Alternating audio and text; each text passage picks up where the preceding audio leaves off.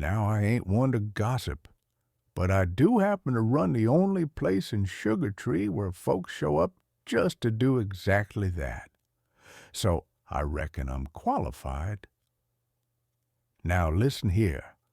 Miz Belva Buttercup came busting into this barbershop Tuesday morning, looking like a storm rolled through her rose garden. Purple scarf flapping, cheeks redder'n a July tomato, arms flailing like she was trying to land a plane.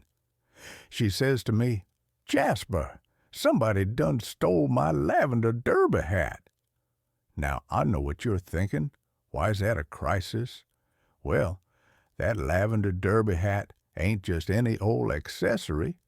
That's the same hat she wore when she won Sugartree's Most Enchanting Lady Over 70 pageant 3 years in a row. She said it had spiritual sentimental value, which is Southern for "I'll throw hands if it don't show up."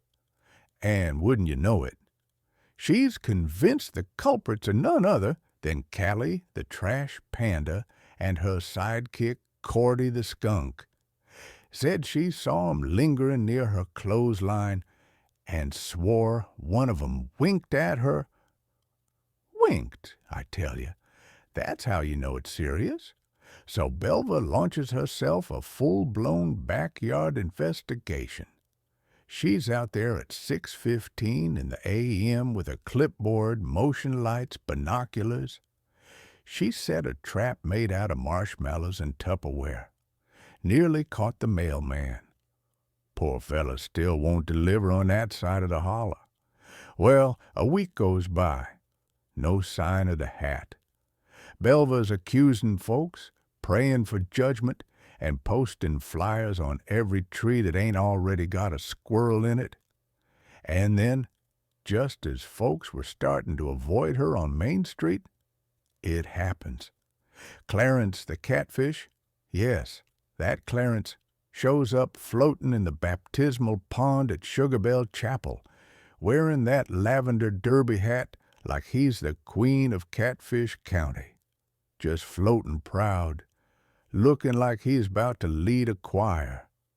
Turned out, the wind had caught that hat and carried it clean off Belva's line, right down to the pond where Clarence had been sitting up under it like it was the deluxe model lily pad, built himself a whole nest in it.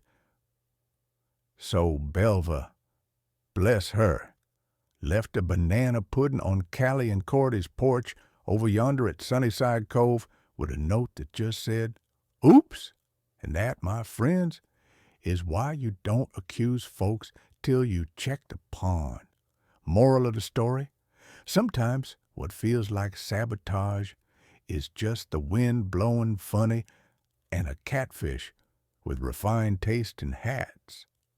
Well, that's today's trim and tail, folks.